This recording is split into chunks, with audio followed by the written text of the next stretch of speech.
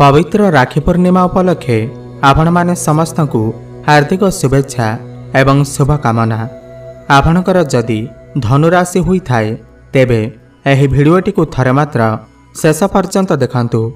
धनुराशिर व्यक्तिविशेष मानकर जीवन एही राखी पूर्णिमा ठारू बदलिबाकू जाउअछि, कारण ग्रह नक्षत्र मानकर चलन रे गोटे बहुत बड़ परिवर्तन हेबाकू जाउअछि, जहा फलरे आपणकर जीवन रे चलिथिबा समस्त दुख कष्ट एवं समस्यार अंत हेबाकू जाउअछि एवं पुणी थरे खुशी फेरिबाकू जाउअछि। बुध, शुक्र एवं सूर्यंकर राशि परिवर्तन हेबाकू जाउअछि, जहा द्वारा आपणकर जीवन रे किछि बड़ हेबाकू जाउअछि। आपणकर जीवन रे चलिथिबा समस्त दुख कष्टर अंत हेबाकू जाउअछि। पुनर्बार आपणकर जीवन रे खुशी फेरिबाकू जाउअछि। तेबे आसंतु जानिबा आपणकर जीवन रे कौन सबु बड़ परिवर्तन हेबार अछि। एहा पूर्वरु जदि आपणकर भी धनुराशि हुई थाए एवं आपण भी ईश्वर को सच्चा हृदय भक्ति करुथांती, विश्वास करुथांती, तेबे एही भिडियोटी को लाइक करी कमेंट बॉक्स रे जय जगन्नाथ हर हर महादेव अवश्य लिखि दियंतु। देखंतु पूर्वरु आपणकर स्वास्थ्य खराब रहुथिला, धन जनित समस्या देखा देउथिला, आपण ऋण नेइथिले किंतु ऋण सुझी पारु नथिले, ऋणर भार आपणकर ऊपर बढ़ी जाइथिला, गृह परिवार रे खुशीर वातावरण नथिला, शिक्षा क्षेत्र रे समस्या देखा देउथिला, आपणकर अनेसेसरी खर्च हेउथिला, समाज रे आपणकर मान सम्मान नथिला, आपणको चाकरी प्राप्त होई पारु नथिला, संतान संतति पाई आपण चिंतित थिले, आपणकर व्यापार रे लॉस हेउथिला, प्रेम जीवन रे मध्य समस्या देखा देउथिला। तेबे एही भली जहा भी समस्या आपणकर जीवन रे चालुथिला ताहा एबे दूर हेबाकू जाउअछि। आपणकर जीवन रे पुणी थरे खुशी फेरिबाकू जाउअछि। आपणकर जीवन रे नूतन सूर्य उदय हेबाकू जाउअछि। देखंतु शुक्रंकर राशि परिवर्तन हेउछि। शुक्र जे कि धनर कारक ग्रह, शुक्र ग्रह को माँ लक्ष्मी को स्वरूप माना जाइथाए। शुक्र आपणकर अष्टम भाव रे थिले, वर्तमान आपणकर नवम भाव रे भाग्य भाव रे चलन करुछंती। अष्टम भाव रे थिबा हेतु आपण खराब स्थिति देई गति करुथिले, सेथिपई आपणकर जीवन रे धन आसुनथिला, धनर व्यय घटुथिला, किंतु शुक्र आपणकर लाभ भावर अधिपति अटंती। लाभ भावर अधिपति होई करी आपणकर भाग्य स्थान रे विराजमान अछंती। भाग्य बल रे आपणको समस्त क्षेत्र रे लाभ प्राप्ति हेबा। आपण एही राखी पूर्णिमा परे कोनोसी बड़ कामर आरंभ करि पारंती। आपण जदि कोनोसी बड़ इन्वेस्टमेंट करिबाकू चाहुचंती किमा कोनोसी बड़ कार्यर आरंभ करिबाकू चाहुचंती, घरे जदि शुभ मांगलिक कार्यर आयोजन करिबाकू चाहुचंती, ताहेले एही राखी पूर्णिमा परर समय आपणक पाई बहुत शुभ अछि, आपण करि परिबे। एकादश भाव आमर लाभर भाव होइथाए, इच्छा पूर्तिर भाव होइथाए। तो एकादश भावर अधिपति आपणकर भाग्य स्थान रे अछंती, तो आपण एही समय रे कम परिश्रम रे अधिक लाभ प्राप्ति करिबे। आपणकर समस्त इच्छा पूर्ण हेबा। बड़ भाई भौणीकर सपोर्ट आपणको प्राप्ति हेबा। गुरुजन मानकर आशीर्वाद आपणको प्राप्ति हेबा। आपण एही समय रे कोनोसी धार्मिक स्थान को यात्रा करिबाकू जाई पारंती। धर्म आड़कू आपणकर मन अग्रसर होई पारे एवं एठारे शुक्रंक सहित बुध मध्य विराजमान अछंती। बुध हेउछंती नारायणक स्वरूप। बुध एवं शुक्र आपणकर भाग्यस्थान रे लक्ष्मी नारायण राजयोगर निर्माण करुछंती। बुध हेउछंती आपणकर कर्मस्थान एवं व्यवसाय वाणिज्य स्थानर अधिपति। तो आपणकर एही समय रे क्यारियर क्षेत्र रे बहुत बड़ परिवर्तन आसीबा। भाग्य बल रे आपण आपणकर क्यारियर रे बा कर्म क्षेत्र रे बहुत अधिक उन्नति करिवे।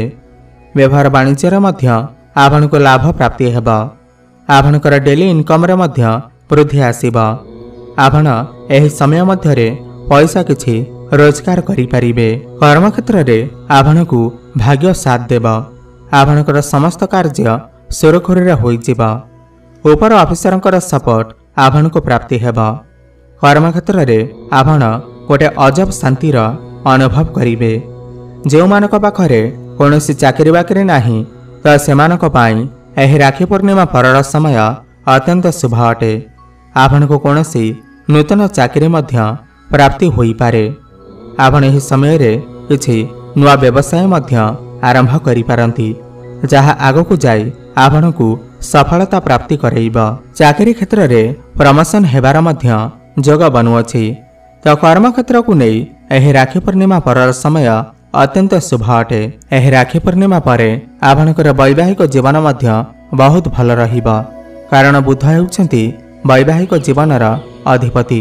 आपणकर राशि अनुसार बुध आपणकर भाग्य भावर अछंती। वैवाहिक जीवन रे पूर्वर जदि किछि समस्या चालुथिला तेबे ताहा एही राखी पूर्णिमा परे दूर होइजिबा। आपण दुई जनक मध्यरे मधुर संपर्क स्थापन हेबा। आपण दुई जन मिसिकी किछि बड़ डिसिजन नहीं पारंती, किछि फैमिली प्लानिंग मध्य करि पारंती। आपणकर लाइफ पार्टनर कर स्वास्थ्य रे सुधार आसीबा। तांकर कैरियर रे बहुत बड़ परिवर्तन हेबा। बुध एवं शुक्र आपणकर तृतीय भाव को देखुचंती एवं शनि आपणकर तृतीय भाव रे विराजमान अछंती। तृतीय भाव आमर छोट मोट जगह को बुली जिबार भाव होइथाय। आमर कम्युनिकेशन भाव होइथाय। साहस पराक्रम भाव होइथाय। आपण एही राखी पूर्णिमा परे कौनसी छोट मोट जगह को यात्रा करि पारंती। आपणकर एही समय रे कम्युनिकेशन स्किल बहुत भल रहिबा। साहस एवं पराक्रम बल रे आपण समस्त क्षेत्र रे सफलता प्राप्ति करिवे। बैंकिंग क्षेत्र, मैनेजमेंट क्षेत्र, ट्रैवल एंड टूर काम करुवा लोक मानक पई एही समय बहुत शुभ अटे।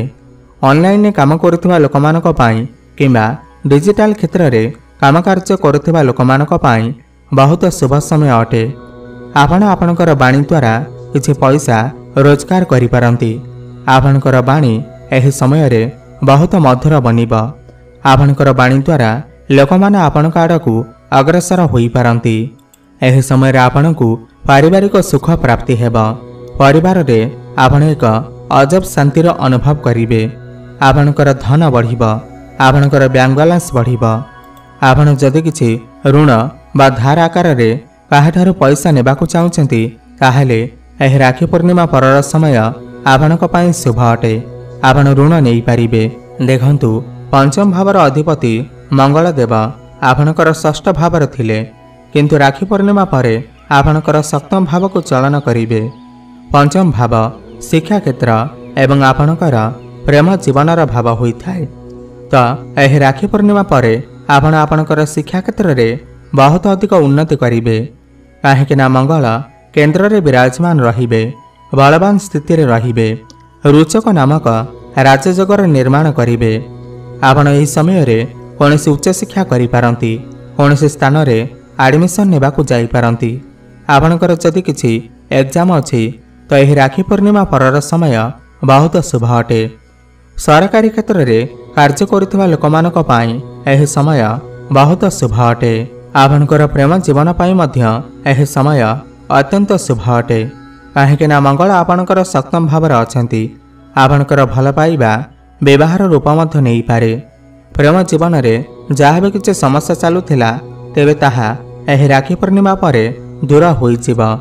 आपण दुई जनक मध्यरे भल पाइबा बढ़िबा, मधुर संपर्क स्थापन हेबा एवं जेउमानकर कथावार्ता बंद हो जाइथिला, ब्रेकअप आदि हो जाइथिला तो सेमानक पई एही राखी पूर्णिमा परर समय अत्यंत शुभ अटे। पुणी थरे कथावार्ता होई पारे। आपणकर प्याचअप हेबार मध्य संभावना बनुअछि। आपण एही समय रे कौनसी जमी जमा प्रॉपर्टी इत्यादि किणाकिणी करिबा पई मन बळई पारंती। मांकर सुख आपण को प्राप्ति हेबा। राहु आपणकर चतुर्थ भावर अछंती। अचानक आपणकू धन लाभ होई पारे। अचानक आपण कौनसी जानवाहन किणी पारंती किंबा प्रॉपर्टी इत्यादि किणी पारंती। तो मोटामोटी देखिबाकू गले एही राखी पूर्णिमा परर समय आपणक पई बहुत शुभ अछि। आपण समस्त क्षेत्र रे सफलता प्राप्ति करबाकू जाउछंती। जेपरिकी शिक्षा क्षेत्र हेउ, आपणकर वैवाहिक जीवन रे हेउ, कैरियर रे हेउ, व्यापार वाणिज्य रे हेउ, भाग्य क्षेत्र रे हेउ, आपण समस्त क्षेत्र रे ସଫଳତା ପ୍ରାପ୍ତି କରିବେ। ଅଧିକ ଶୁଭଫଳ ପ୍ରାପ୍ତି କରିବା ପାଇଁ ଆପଣ ପ୍ରତ୍ୟେକ ଦିନ ଗୁରୁଙ୍କର ବୀଜମନ୍ତ୍ରର ଜପ ଅବଶ୍ୟ କରନ୍ତୁ। ଓମ୍ ଗ୍ରାଂ ଗ୍ରିଂ ଗ୍ରୌଂ ସହ କୁରବେ ନମଃ 108 ଥର ପ୍ରତ୍ୟେକ ଦିନ ଜପ କରନ୍ତୁ। ଶୁଭଫଳ ପ୍ରାପ୍ତି ହେବ। ପ୍ରତ୍ୟେକ ଗୁରୁବାର ଦିନ କଦଳୀ ଗଛ ମୂଳରେ ହଳଦୀ ପାଣି ଅର୍ପଣ କରନ୍ତୁ। ଶୁଭଫଳ ପ୍ରାପ୍ତି ହେବ।